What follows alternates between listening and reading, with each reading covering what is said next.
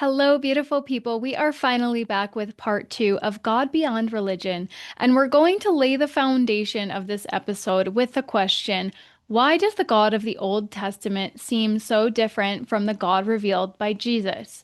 So, in the last episode, we went deep into who is God beyond religion, God beyond dogmas, beyond distortions, God as the infinite source, as the oneness, as the creation and the creator, and as that spark that lives within us all through that lens of Christos Sophia union as well. So, this is looking at God as the living ground of love and truth, God as light, God as truth. And in this episode, we're going to look at the harder questions. We're going to look at what happens when that living source, that living field is distorted and inverted. What happens when people are taught to worship and give our energy to a false god, to externalize our sense of divinity, an image of fear, guilt, and control taking the place of love and harmony and forgiveness.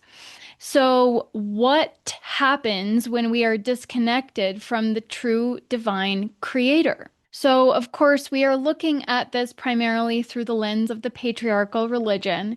But what if the God that the vast majority of humanity has been taught to worship is an inversion? It's not leading us to God, but actually away from God. So, this is where the ideas of the Demiurge and the Luciferic overlays come in. This idea that there is a glamour or a counterfeit light over God, over the true God source, over the true Godhead. So on the surface, this being or system looks holy, but actually it's redirecting our energy away from God, away from Christ, Christ as a frequency, Christ as an emanation of the Godhead that we are all here to embody, that we all have the capacity to embody Christos. So, away from this frequency of being that is embodying those higher aspects of divinity, and toward this idea of control, of hierarchy, and domination, even.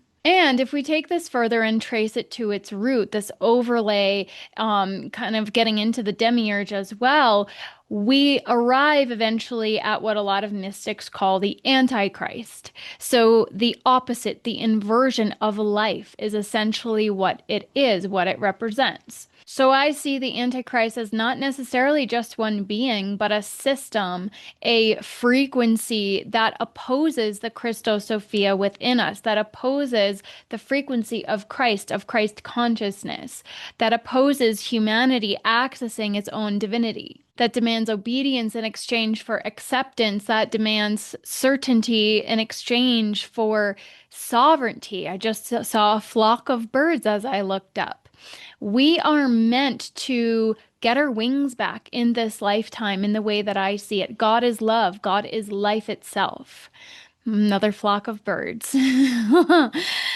And we're going to look deeper today at how these systems and structures of organized, patriarchal, hierarchical religion have created these distortions, have created these overlays that have prevented humanity from truly knowing divinity. And we're going to look at how to recognize a false god and specifically to reclaim our direct connection to source, how religion itself was weaponized to harvest energy and control humanity, and looking at the demiurge, archons, and the false light god of religion, of patriarchal religion.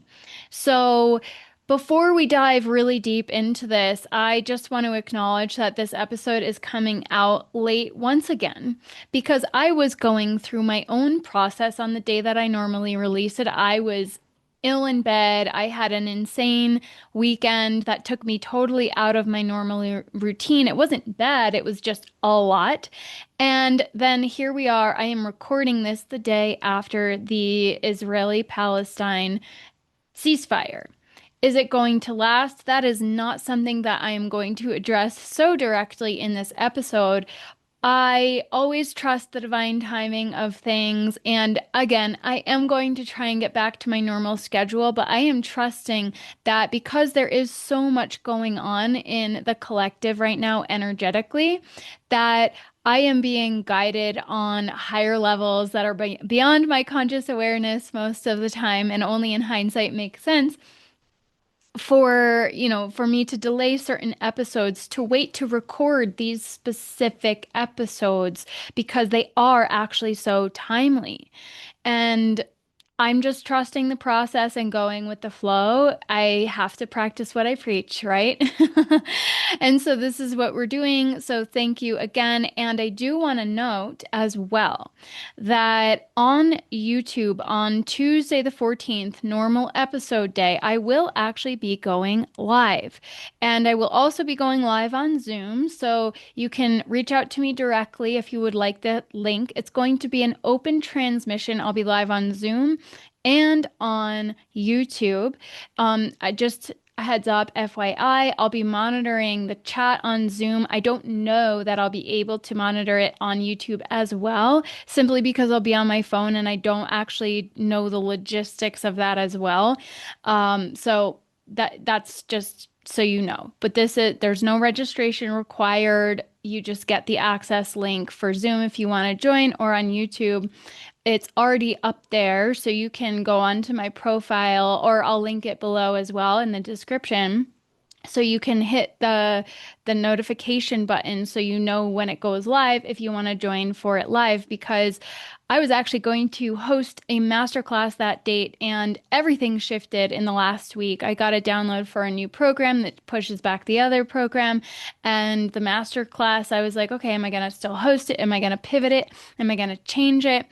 And the 14th had stuck out when I originally said, all right, I'm going to do this masterclass.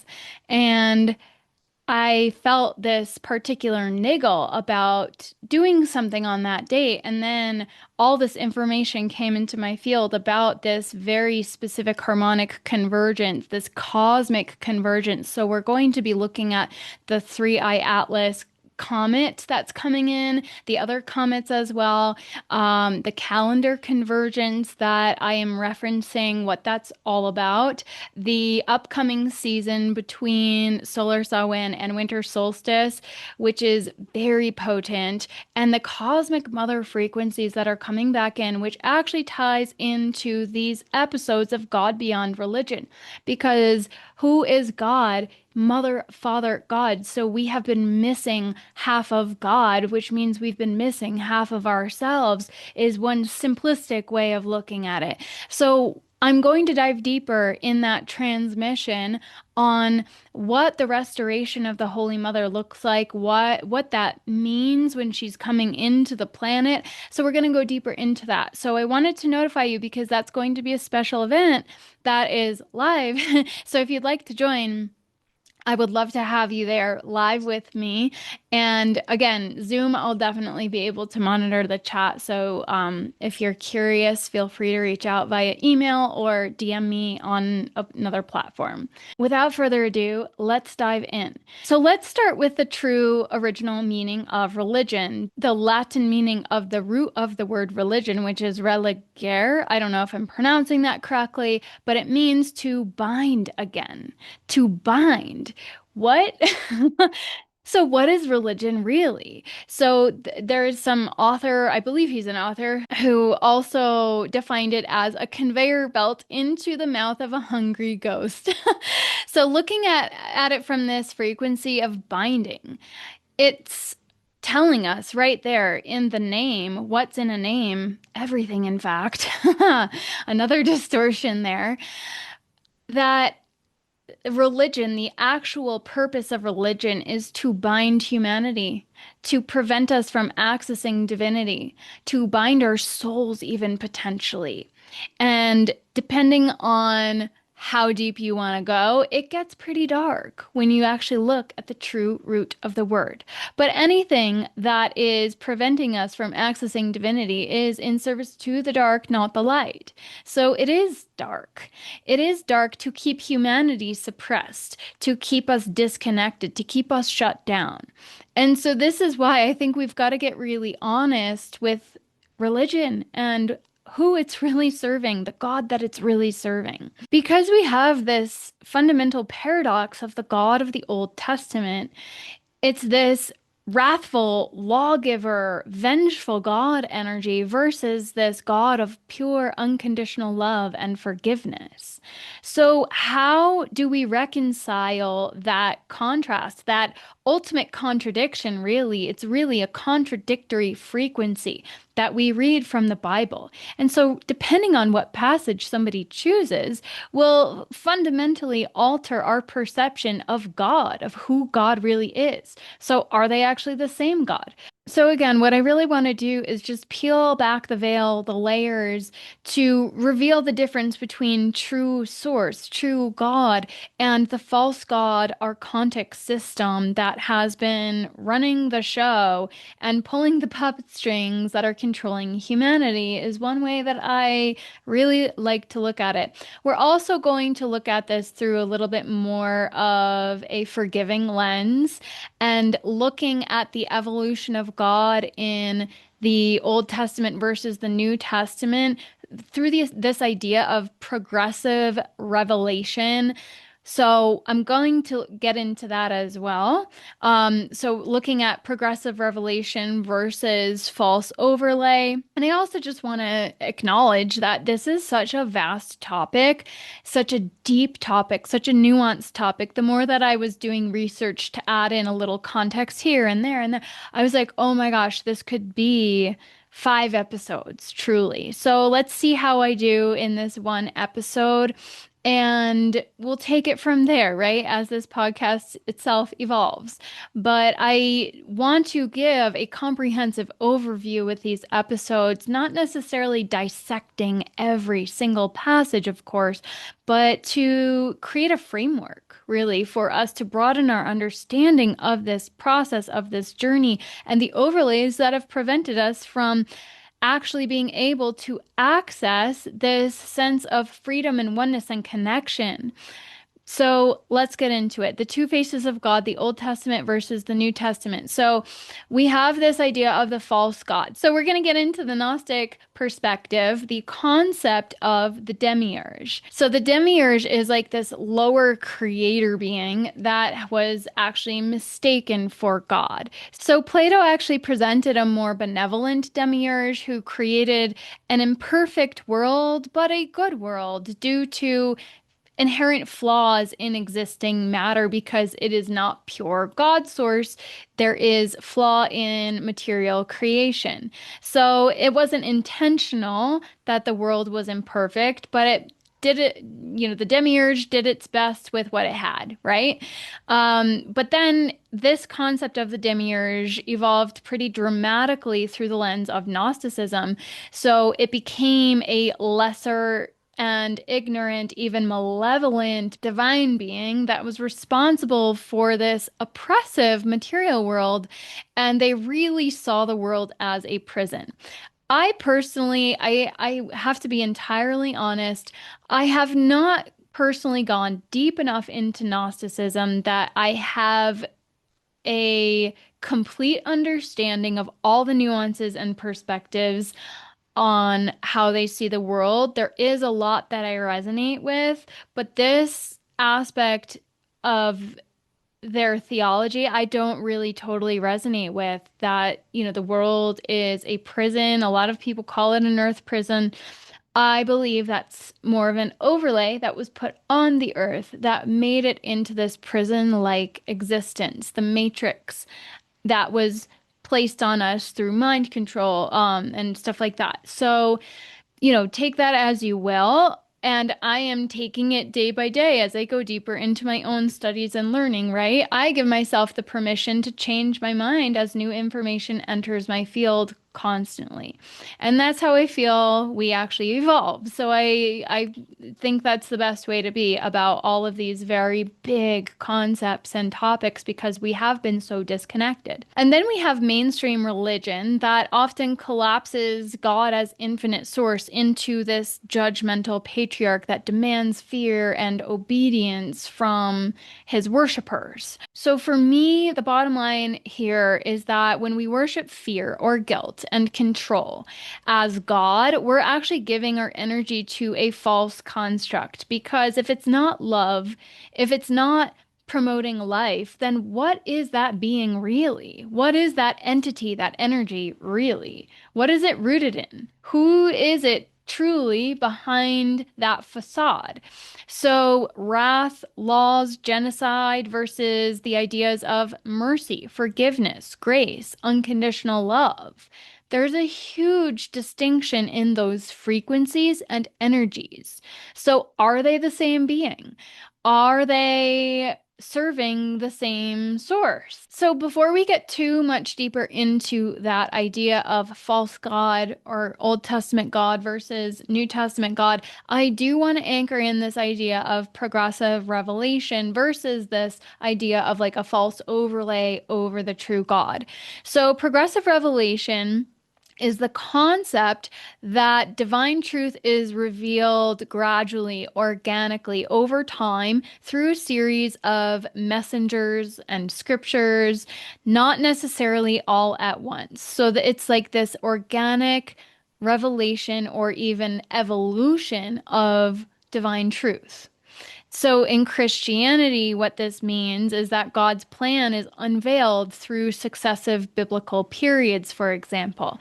So later stages provide greater clarity and build upon the earlier ones. So it's this evolution of consciousness. It does kind of make sense through a certain lens and perspective. And ultimately, it culminates with Jesus Christ himself, who is the way I perceive, a way shower who anchored in the blueprint for Christ consciousness. You will do greater things than me. We walk in his footsteps, right? What would Jesus do? All these things. We're meant to follow his lead because he embodied the culmination of this journey of the revelation of divine truth. So that's a really interesting way of looking at it. So for the Baha'i faith, specifically, it is a core belief of this faith that God sends a new divine messenger like Abraham, Moses, Jesus, Muhammad, even in each era to guide humanity as it evolves. So take that with a grain of salt as you will. So in Christianity, we do have this kind of gradual unveiling. We can look at it like this of God's truth, laws. There's even some redemptive plan in place that were revealed in stages, right? So from the Old Testament to the New Testament, it's actually this evolution of divinity, this evolution of divine consciousness that humanity is being granted access to. And it builds on previous truth. So later scripture doesn't necessarily contradict earlier scripture according to this perspective, but it builds upon it, adding clarity and finality. So as a novel progresses, for example, we learn more about the characters and the connections, and it's like the murder mystery, who did it? It's like all the clues were there, but you don't see it until the end, right? And so it's like this process of unmasking too is what's kind of coming through. And then we have again this culmination in Christ. So the full revelation of God's plan is seen to be coming through completion in Jesus Christ himself. Again, the embodied way shower. So for example, to provide a specific example, we can look at from the Old Testament, there were detailed laws for the nation of Israel. And then in the New Testament, it established the church. So we can see that through this lens as an illustration of the progression. A lot of people are going to interpret that differently, of course. I'm just sharing this particular particular lens and perspective. And in the Baha'i faith, for example, where this perspective is kind of anchored in, there's this kind of cyclical revelation as well. So it's God's truth is revealed progressively and cyclically over time through this series of divine messengers, and it's adapted essentially to the age in which they live. So the teachings are tailored to the needs of the time and the place of the messenger's appearance. So essentially, it's going to appear in the way that humanity will best perceive the messenger, will best accept the messenger, perhaps, is another way to look at that. So essentially, it's this idea that divine truth has always been one, but our capacity to perceive and embody the truth has expanded over stages, much like the theory of evolution of our biology itself. It's this evolution of consciousness, of divine consciousness, right? So it's like a spiral, even.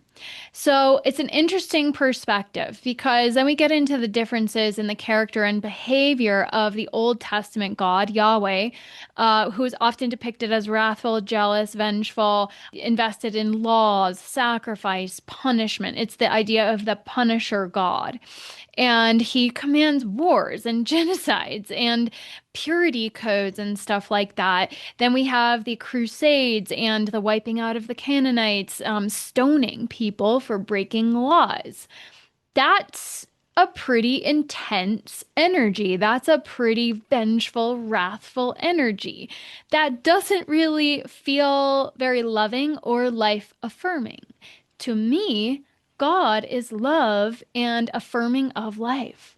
So, is that aligned with the frequency of God consciousness? I don't know. To me, blood spilled in the name of God is more satanic even than godlike, and war itself is a blood sacrifice ritual. The very idea of eye for an eye and jihad are inherently violent in nature and to me fundamentally distorted because it's rooted in separation consciousness. So again, is this a real God? This God also had established a chosen people, a specific set of chosen people and strict covenant conditions. So is this God guiding people toward unity, toward union, toward inner union above all, of course, but toward this frequency of unity consciousness? Is this going to bring humanity toward the frequency of heaven on earth? So in the New Testament, by contrast, God is portrayed as unconditional love, mercy, and grace. And this God preaches forgiveness, nonviolence, compassion, love thy neighbor as thyself, right? Radical inclusion, even of our enemies, our perceived enemies, and replaces ultimately sacrifice with this idea of self-offering. So it's replacing sacrifice with mercy as well. Is this the same God or a different being entirely? So we're going to look at a couple different theological streams that do in fact distinguish them. So we have Marcionism. I don't know if that's how you pronounce it perfectly, but he was an early Christian teacher around like 140, 144 AD that claimed the God of the Old Testament, who is associated with the Demiurge of Gnosticism and Yahweh, was actually, in fact, a lower, imperfect, judgmental being, not true God, and that the Father of Jesus was entirely different, a higher God of true love. He did actually go ahead and compile a New Testament canon without the Old Testament.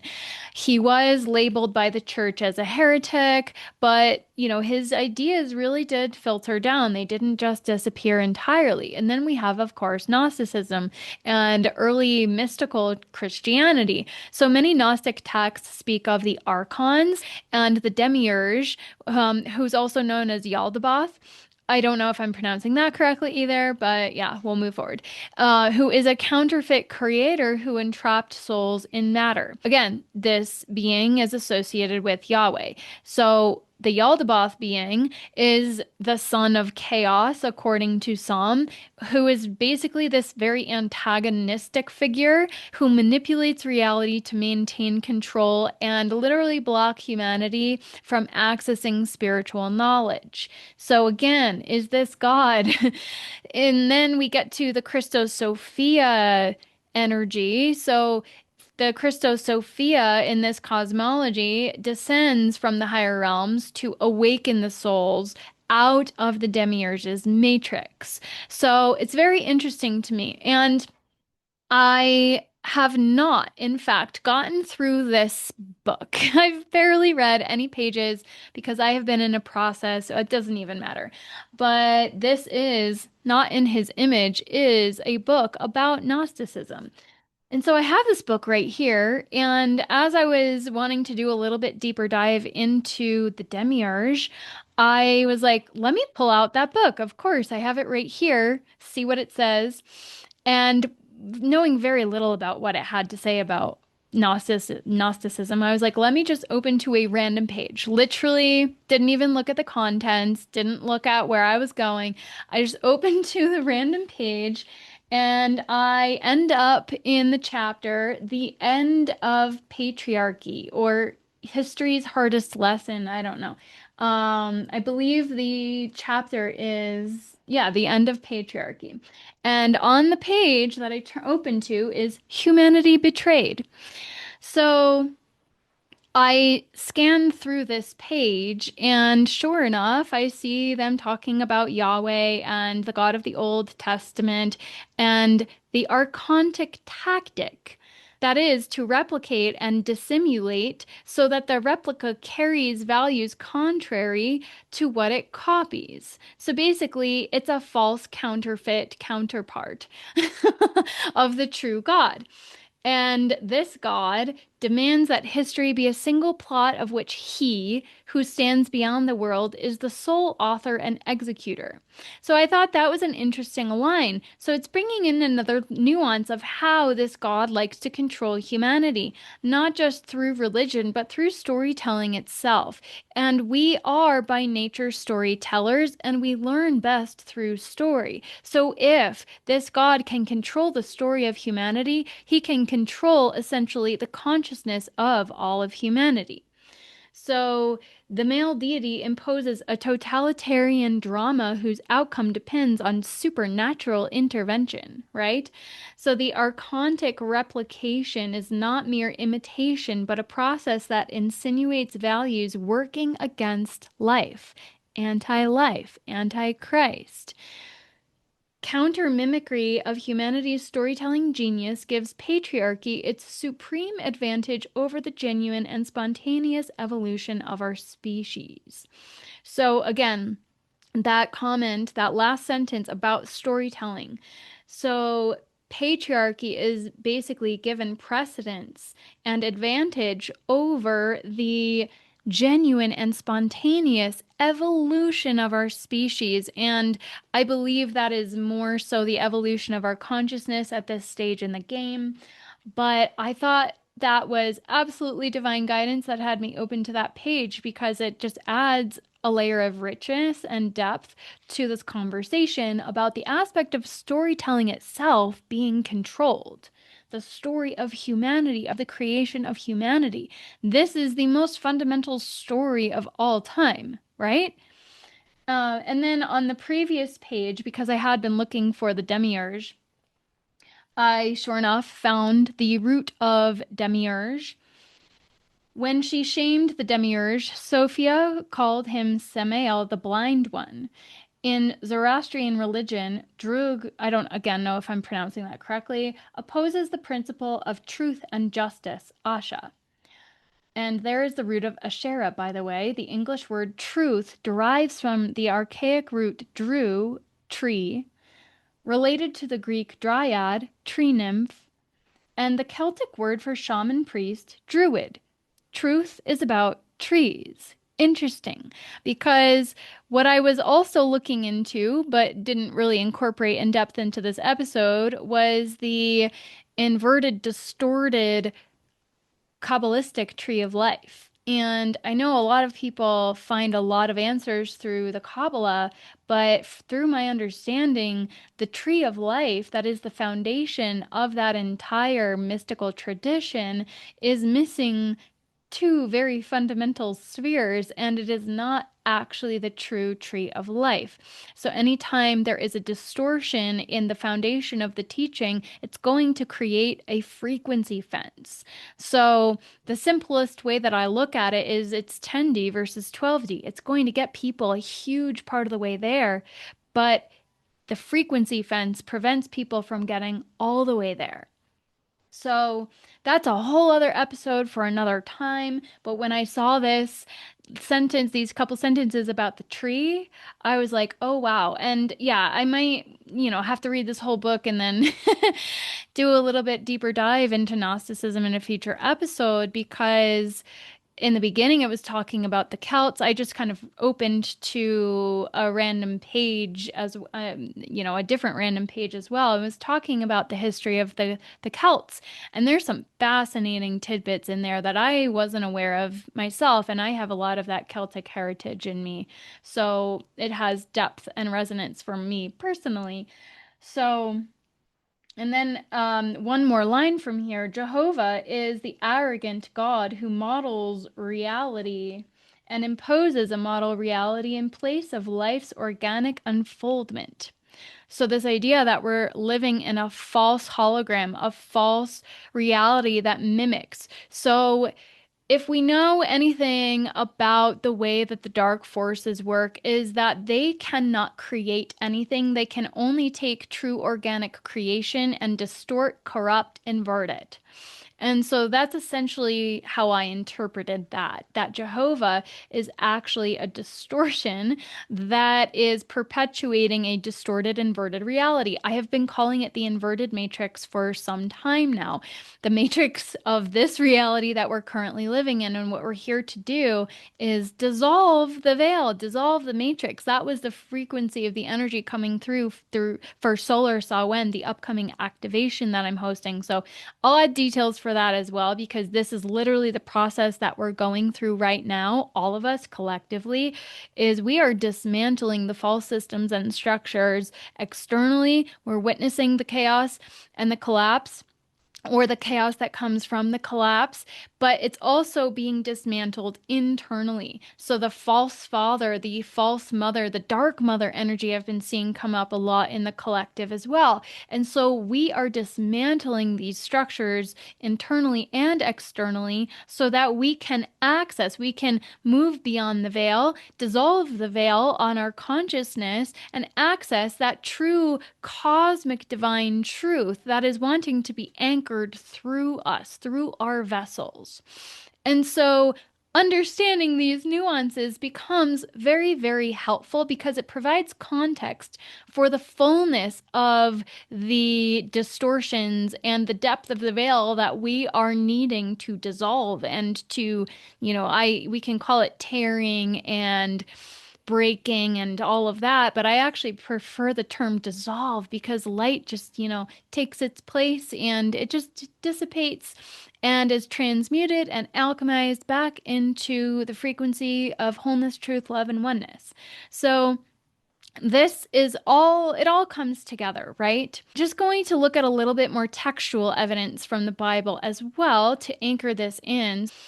Jesus says, "You have heard it said, but I tell you," that is basically softening or even sometimes reversing some of the Old Testament laws. You've heard it said this way, but I'm telling you this, is basically what he's saying, frequently, kind of. So in John 8:44, Jesus calls the religious leaders children of your father, the devil. Yikes. He's saying that to the religious leaders, like they are children of the father, the devil father. So, an implicit accusation that their God is not his father. It's a different God. And then Paul writes about the God of this world who blinds minds. Some interpret this as a reference to Yahweh, as the Demiurge, or to the Luciferic system as a whole, perhaps. So, looking a little deeper at the wrathful God versus the God of love. So, in the Old Testament, they say the Lord is a jealous God, Exodus 34:14. God is obviously depicted as vengeful, punishing, hierarchical as well, favoring certain tribes, annihilating enemies. What's up with that, right? Would a true, loving, forgiving God want that? New Testament, Yeshua declares, "Love your enemies, bless those who curse you." Matthew 5:44. Totally different energy. God is love, and whoever abides in love abides in God. 1 John 4:16. Again, totally different energy, totally different frequency.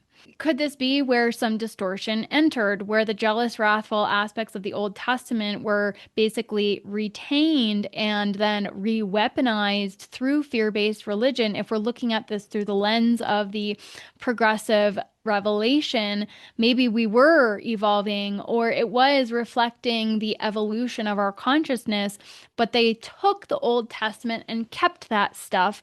They re-weaponized it, right? And really perpetuated this fear-based religion. So that is obviously not then progressive revelation. That's the inversion. We're going backwards that way, turning divine love into this frequency of domination and dominion. Could it be that humanity actually misunderstood the God of the Old Testament and that in the New Testament, Christ was simply revealing the true nature of the same God?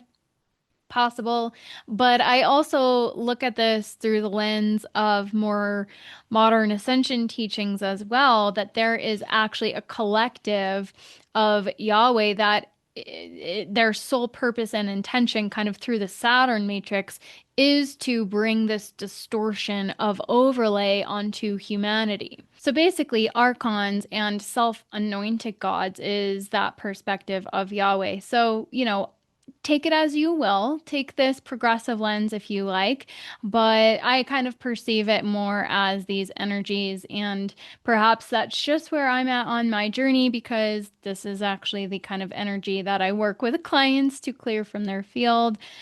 We dissolve it and we transmute it and send it back to love. But basically, it's like the eye of Yahweh, of Jehovah, of Horus as well, is this mind control eye.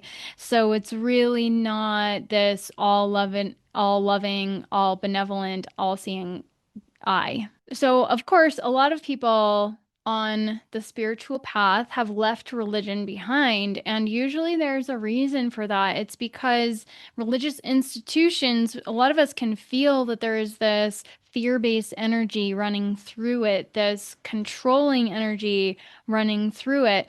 So, if the religion itself is aligned with that lower frequency of a false god, right? When we look at the energy of Christ consciousness, Christ becomes a representative, not as necessarily starting a new religion, because as many people say, he never would have wanted that. He never would have wanted a whole religion created after him. Again, part of the overlay, part of the distortions, just like the Old Testament narratives may have been pushed. But his role was to break the false covenant and relink humanity to true source, to true Christ consciousness. Again, we have this idea of the false light mimicking the true divine. I've spoken about false light a number of times through the New Age, but it's also religion. So we have the Metatronic red cube of the New Age streams, and then the Yahweh black cube of false god religions. So both of them are cubes. They keep people in boxes. They keep people trapped. I just thought of the Jack in the Box. What we're here to do is jump out of the box, get out of the box. Those are implants actually that are overlaid on the vast majority of people. It's something that I do in my clearings as we clear these. And most people are still entrapped, even though they're on the path. A lot of people still have these implants that are keeping aspects of them entrapped, right? So, this then brings me back full circle to the concept of the Demiurge as a lower creator being who entrapped souls in matter. And this idea of Archons as gatekeepers of the matrix. They want humanity entrapped. They want humanity's souls enslaved in the matrix, the inverted matrix, where they can harvest the energy, the souls even of humanity. So then Sophia's descent through this lens actually she's on a mission to liberate humanity. So she chooses to descend through this perspective. It's a little bit more of a generous perspective because there are plenty of lenses that will see her fall as the source of all ill and evil in the world itself.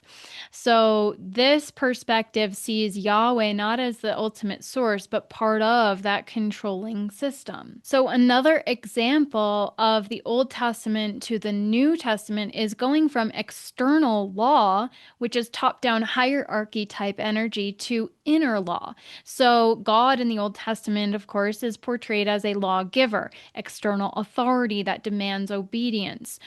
And the divine then has to speak through prophets and intermediaries. Humanity does not have direct access to God. Humanity is separate and must earn divine favor through sacrifice or strict adherence to religious protocol. But in the New Testament, Yeshua frames this very differently. The kingdom of God is within you. Luke 17:21. He internalizes the law further. I have not come to abolish the law, but to fulfill it. Matthew 5:17. So what this means is that he is completing it by revealing its inner essence as love, as alignment with the divine will, not as punishment, right? So this is a huge leap from patriarchal Father God that exacts command to divine law as this harmonic resonance, this order created within the heart, guided by wisdom and compassion, not external control. We have direct access to the knowledge and wisdom of the divine, and that guides our actions. We don't need somebody telling us what to do. We don't need to be obedient minions. We have authority through ourselves to access the wisdom to be in true alignment. And then we move from this idea of sacrifice to communion. So, Old Testament, a lot of animal sacrifice, blood offerings, they're centralized in this perspective. And this is basically a very transactional relationship with God, appeasing his wrath, earning protection. For it is the blood that makes atonement by the life, Leviticus 17:11. But then in the New Testament, Christ is basically ending this cycle of sacrifice. His message redefines the altar as the human heart itself. So communion then is replacing sacrifice. Go and learn what this means. I desire mercy, not sacrifice. That is Matthew 9:13. So basically, to me, the way I view this is that it's the restoration of the feminine principle itself as well. That receptive, living inner temple that is the heart. And then the blood becomes this symbolic life force energy, not a payment. We don't have to bleed to appease a god. So the grail then, the grail itself is returning from being a vessel of blood to being the living womb of creation. And this is the frequency and the essence and the wisdom that I have been working with myself. The grail as a living womb of creation, the Holy Grail itself. Phew, there is a lot to say in this episode. Thank you for being along for the ride with me. So let's now get into the Luciferic overlay on religion. So, looking at this as a false overlay, an inorganic distortion, is there a false overlay that has been placed on religion? This is perhaps where that idea of progressive revelation, or the process rather of progressive revelation, may have been hijacked as well. by dark forces, by control energies, entities that are souls of chaos, even false hierarchies. So they insert the fear and the guilt and the sacrifice and the hierarchy into this evolving revelation to then siphon energy and obscure the truth that is being revealed. So it creates confusion at best, right? If not outright distortion and getting people on the complete wrong track, the wrong path of worshiping an actual false god.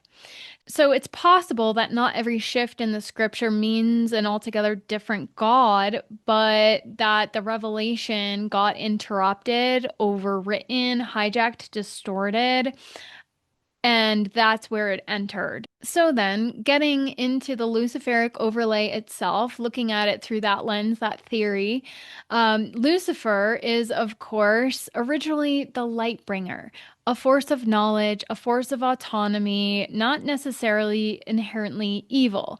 So, what is the overlay? And well, what is an overlay? An overlay is a glamour, a counterfeit light, spiritual pride, even the ego, the spiritual ego in particular, taking precedence over the soul and giving ourselves over to God's will, to divine will. So it's this idea of false freedom that is ultimately leading to enslavement, but there is this deception overlay that people don't see it. They think they're on the right path. Does this sound familiar, perhaps? So, how does this overlay play out in religion? It looks like obedience that is deemed as virtue, charismatic leaders that essentially demand loyalty, standing up on stages and stuff and preaching the good word, but then siphoning in their own ways off of their community. And then there is a lack of complexity and nuance in a lot of these views, right? Any religious stream or teaching that promises a layer of certainty but discourages inner knowing, there could very well be some Luciferic overlay going on through that stream of teaching. So then looking deeper at the Antichrist energetic, there's to me, it's not just one figure at the end of times. A lot of people are like, who is the Antichrist? And I don't believe it's one person. I believe it is an energetic stream, an energetic undercurrent, or even an overlay, depending on how you look at it, that is insinuating its tentacles into the minds and hearts of the collective, of the population. Not everybody, but a lot of people who are unawares are getting hooked into, entangled, entrapped, perhaps even enslaved by this frequency. So, the Antichrist to me is any system or power that demands allegiance to domination, false kingship, fear, instead of internal authority. So, it's basically externalizing authority versus internalizing authority is the simplest way to look at it. It will punish dissent and use sacred language a lot of the time to mask this frequency of control. And it will, of course, substitute obedience for true love and hierarchy for union, like union with God itself. That is the ultimate goal here. Inner union is first and foremost union with God. It's the Holy Trinity. We place God on the throne of the heart, the way that I perceive it.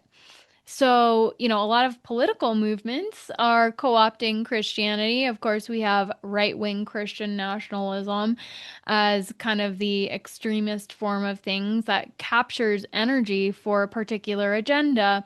And a lot of people will see this as part of an antichrist system. Now, I want to be cautious here. I am not suggesting that Christians who happen to be conservatives are all right wing Christian conservative nationalists, whatever the terminology is these days that's being used as a derogatory term. I'm not saying that, of course, but we can see that there is a very particular swing in a particular direction that is being perceived by many as a blessing, as a good thing. And this is where that overlay energy comes in, because if it's funneling people to Christ, to me, that's a good thing. If it's funneling people all the way into the arms of religion and that Christ, that frequency of Christ, that some people say that there is a false Christ being that appears to a lot of people as well. That is again the pendulum swinging too far into that black box. So this is where I do not totally align with any particular political ideology and religious ideology. Yes, I was raised Christian, but a very open Christianity. And there are things about the church that I grew up in, that certain narratives that they are celebrating and supporting, that I don't align with and I don't agree with, because I see the deeper energetic undercurrents that are rooted in absolute distortion. So this is why I choose not to call myself necessarily a Christian anymore, even though I do feel connected to a lot of the energy, because I feel connected to Christ. But I do not want to put myself in a box. So to bring this back to Yahweh, Yaldabaoth, this is basically this false god energy that is fear, guilt, control, that is embedded in a lot of the religious structures, false covenants, blood sacrifice, sin itself also. I haven't mentioned sin actually, but as energy harvesting tools in essence. So the right-wing Christian agenda in its extreme form has in fact weaponized religion, using this energy siphoning for the Antichrist, for the false light. So just to kind of bring it full circle and encapsulate that line of thought. So this is how a lot of the manipulation is occurring, is it's appearing as a good thing. They do it on both sides, right? But we have this, God is good and Christ is a savior kind of energy coming from the right. And a lot of people do genuinely receive redemption. To me, it is a step in the right direction to return to God and to accept Christ on a certain level. But a lot of people are getting trapped in the religious definitions and prescriptions of what God and Christ mean, who they actually are. And so this is where I do not align, right? So getting back now full circle to the true God, eternal source frequency. Christos, Sophia, which I did get into in the last episode, but I want to bring it back full circle. Christos Sophia is a principle of a living stream that reconnects us to true source consciousness beyond religion, true God beyond religion. And I just want to reiterate that Christ, in my understanding, in my frequency of connection with this energy, did not come to start a religion, but to break this false covenant with a false God and to relink us to Holy Father, Holy Mother source, the Mother and the Father as one, because without the two, there's an imbalance and creation is not possible. And who was he birthed through? The Holy Mother herself, the embodiment of the Holy Mother herself. So how could he deny his own mother, who tended to him, nurtured him, who prepared her womb her entire life for him through immaculate conception? I have a very specific perspective on what immaculate conception truly is as well. I believe she was a highly initiated priestess and perhaps the most advanced being who has ever incarnated on the planet, more so even perhaps than her own son, who she was prepared from her own birth to give birth to. So that is perhaps another whole episode for another time. There are so many deep topics we could get into through this conversation, but I don't like to have 4-hour long episodes, so let's keep going. But this is how I connect with the frequency of God, and the Mother Arc is now returning as a template of the true restoration of the divine feminine. So this is something that I will be getting into on next Tuesday's live stream, which I think I will be keeping up as part of, as a podcast episode. It'll just be a little bit of a different format. So yeah, I'll make that decision perhaps the day of. That's currently how I'm feeling about it. So at the highest level, God is source. God is oneness, beyond gender, beyond polarity, beyond form as well. It is divine love, intelligence, and it is living. It is a living intelligence. When Source expresses into creation, though, it does have to emanate as polarity because that is just how matter is formed. So, Christos as the divine masculine logos and Sophia as the divine feminine wisdom. So it's not male versus female humans necessarily, but these archetypal energetic forces of order and life. So Christos, again, is structure, clarity, light, logos, solar essence, whereas Sophia is flow, wisdom, womb, waters, and lunar or stellar essence. So, this is the cosmic frequency, the cosmic ground from which these energetics emanate. Just to quickly touch on this again, the fall and fragmentation through the different stories, the different Gnostic and esoteric traditions, the fall of Sophia, she descends deeply into matter to birth creation. Sophia, the divine feminine aspect of God itself, but she becomes fragmented, veiled, trapped in distortion, and then essentially associated with the wounded feminine, exile itself, and the loss of voice. But then the Christos principle descends to reunite and redeem Sophia. So this restores her to wholeness through their union, which heals creation itself. So this is the second coming of Christ, the way I see it, is that Christ's impulse descending into humanity to heal creation itself, to heal humanity and all of creation. So this is where the myth of Christ as the Redeemer comes in, and Sophia as the exiled goddess. This is where these myths come from. It's not so much about sin, but more about this idea of reunion and reintegration of polarity, the reintegration of the fragmentation that occurred through this descent into form. But we are here to anchor in these frequencies and come into union in form, the way that I perceive it, to create the frequency of heaven on earth and ascend in these bodies, in this technology. The body as the most advanced technology that has ever existed in all of the universe, the way that I understand the body temple to be. So, Christos Sophia then is God emanated into form. So, God is not only the Father, but also the Mother. And true divinity is the frequency of union, the marriage of the two principles to create the Holy Trinity frequency, the Holy Child, if you will. So that is often depicted as Hieros Gamos, sacred marriage, not just between two humans, but within every soul and with the cosmos itself. So again, God as the eternal dance between the Christ and the Sophia, between light and wisdom, sun and womb, masculine logos and feminine life. So merging as one to birth creation. This is how I connect with the frequency of true God, of true living source creation. So humans then, we become the mirror. So within us, Christ Sophia lives as the marriage of the two, of the heart and the mind, the spirit and the soul, the masculine and the feminine, the inner king, the inner queen.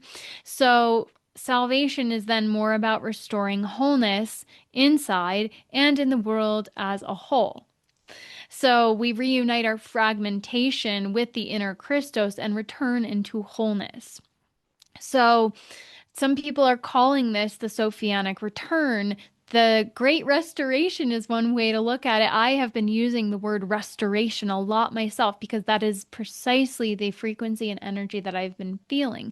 It is happening now. It is occurring now. Again, something I'm going to get into in the next transmission. So the divine feminine is re-emerging after ages of suppression. And it's not so much a resurrection as a restoration in the way that I am connecting with the energy and the frequency. So she can once again be an equal counterpart with the Christos. So together, the two radiate as this living face of God, calling humanity back into balance, into harmony, into sovereignty. And we radiate that frequency within as the living faces of God, is essentially what happens when we walk this path and return to love.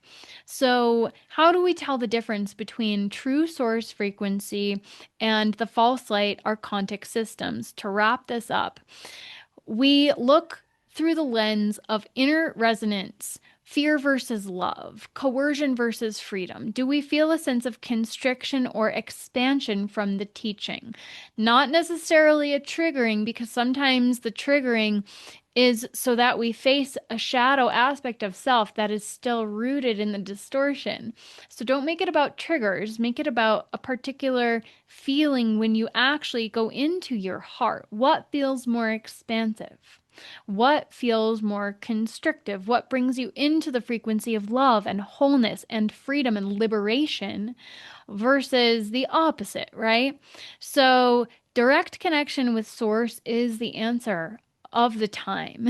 This is the way forward. This is the path. This is how we walk in the footsteps of the Christ, right? We walk the path ourselves. We embody the frequency. We clear false agreements as well. So the defense against the dark arts, psychic defense, energetic mastery and sovereignty mini course is also available, and that's inside the inner temple if you're not clear on how to clear your field. Just that's coming through to share. All of my creations are basically meant to be tools to assist in both discernment and reclamation, as well as helping you to walk on the path of mastery. So I do have the Inner Temple, which has a bunch of courses where the Psychic Defense course is also available. And it gives you access to the upcoming activations, including the Solar Samhain, which is dissolving the veil, and the Winter Solstice, which tends to be my favorite. And yes, next week we have the transmission. I'll be sharing more that day about what's available because there is an exciting announcement. And yes, it's going to be something that certain people will definitely resonate with because it is very pertinent and needed at this time, kind of a shorter offering. But everything is also available inside my school. So you can always check that out. Check out my website. I do offer one-on-one sessions, crystalline womb restoration, where we really reclaim the sovereignty of the feminine essence, and karmic liberation sentences, sessions, and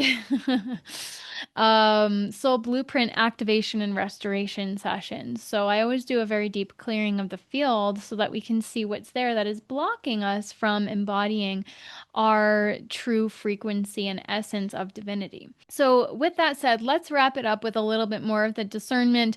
Some red flags of distortion include fear, suppression of questions in particular. We see that in the political sphere a lot. Trust the science, right? Huge red flag. Scapegoating, secrecy, glamour, all of that kind of thing. Healthy signs of energies and pathways that are truly leading you back to source is bringing you into the frequency of sovereignty, of accountability, of transparency, compassion, nuance. You want to look for those energies in a teacher or a guide or a mentor or any kind of transmission that you attune to. There is a lot of distortion in the New Age community as well, not just religion. I've spoken about the New Age in a number of episodes. So I just want to bring that up here as well, because there's a lot of teachers out out there who are still operating in the same kind of hierarchy structures as religion. They want to keep you dependent on them. Healers, readers, teachers, mentors. There is a frequency of extraction coming from a lot of them too. Oh gosh, I could tell you all the crazy stories about my experiences with mentors, and I had to learn what doesn't work, obviously. My path was very interesting, but I have dropped loads of cash throughout the years to, mentors that promised the world essentially. And looking back, I'm like, wow, what a lesson that was. Because there was, in some cases, was a very expensive container, very. And there was no care, no frequency of care. And she was talking about God, like using the term God and doing these high frequency activations. But when push came to shove, something came up with me. My nervous system collapsed. She dropped me. Like she let me drop. She let me fall. There was no care. There was no follow up. And again, it was an expensive container. You live, you learn, right? But that is not God, in my opinion. And I've been questioning because she has come up a few times recently. I've been questioning what was she really connected to this day. I've seen a few of her posts recently. And I just, it makes me really question. So I don't want to, get into negative Nelly energy, but again, discernment, the initiation of our time. I have been through the ringer in making those mistakes myself. This is why I speak so much on this energy and why I've come to this place that I have is because I have gone through the initiations. And so I can speak to it from a place of having walked through the distortions, navigated the corruption, even. So, some key distinctions again. Does this teaching or teacher bring you into sovereignty, wholeness, mastery, love, or does it feed further fear, division, and dependency? So, really sit with that if you're choosing to engage with people. I think people are getting better. And I think it's becoming more obvious as well. The shadows are coming up to the surface. But yeah, we've got to, have I don't want to say walls, we've got to have our boundaries up. We've got to be alert. We've got to be vigilant. So, second to last thing is to withdraw your consent, to revoke all consent. You can just declare this to allegiance with a false god, with a false energy, false entity, overlay, antichrist system. Revoke consent, call back your energy and your power, and really just anchor into the true light of Christ, of Holy Mother, Holy Father, God, however you connect with it, coming from source directly, holding the frequency of discernment as love, not as fear. Don't get into fear mongering for yourself either. But this is really about reclaiming your direct connection with God without any intermediaries. And sometimes, yes, mentors can help us move through the trauma and the overlays and the blocks that are preventing us from feeling that direct connection with God. A lot of us have trauma specifically connected to God because it was perhaps the false God. So the good news is, though, that God cannot be hijacked. What is hijacked or overlaid is the images, the rituals, institutions themselves. So when we return to source, to Christos Sophia, to Christos Sophia, we are free. That's hilarious, Sophia. So again, who is God? God is love. God is the eternal answer. God is you. And it is truth. It is the ultimate truth. God is the ultimate truth. And the path to this direct reunion with God source for me is Christ Sophia, the Christ Sophia path of union, of Hieros Gamos, inner union. And I know a lot of people are on their own path and they have their own beliefs, but as long as it's bringing you into a frequency of wholeness and restoring your direct connection and communion with God, that is the pathway. This is the path that I resonate most with, perhaps because of my coding. But if you are feeling yourself the call to step out of false light systems and reclaim your direct connection to true source, consider my inner temple and my activations and my one-on-one sessions, because literally everything I do and create is designed for that purpose, to anchor these frequencies in the vessels of all those who are with me. This is why I don't like to record when I am not feeling my best. I was genuinely ill. I had a fever the other night and it was a process of clearing, but I need to be grounded and anchored, because for me, these podcast episodes is not just me blabbing. They are energetic transmissions as much as transmissions of wisdom I have gained and that resonates with me on my path. So the energy and the frequency must be embodied by us all, right? So that is the path of mastery. That is the path of grail mastery that I like to call it a lot of the time as well. So I invite you to reflect on this, share your perspectives and comments. How is this landing for you? In the comments below, do you have stories of feeling like you're connected to false gods worship, religion, false religion overlays, what your experience is with that, how this resonated with you, if so, and if not, share whatever's been coming up with you. I feel like this was kind of a longer episode, but this was a big one. It's a deep dive, of course, right? So always remember that you have the right to withdraw consent and return ultimately to source. So with that, I'm sending you so much love, onward and upward and love and light as we journey home to the heart of truth. And I will see you in the next episode. Don't forget to like, subscribe, comment, share, all that magic, so other people get to experience the transmission as well. And thank you so much for being here on this journey with me. Thank you for tuning in to the Heart of Truth podcast with your host, Amanda Erin Kelly. If you enjoyed this episode, please consider leaving a rating or review on your favorite platform. And if you'd like to go deeper, grab your copy of my book, Let There Be Light, and join us inside the free community in Illumina Wisdom School, where you can access free resources to jumpstart your journey, such as a higher self activation and the Body Temple Blueprint Masterclass, as well as explore the plethora of resources, including Awakening Fundamentals and Luminary, my signature path to wholeness and mastery, to help you become your own healer and sovereign authority. You can access everything at thisartcalledlife.com or find the links down in the show notes below. Until next time, onward and upward in love and light as we journey home to the heart of truth.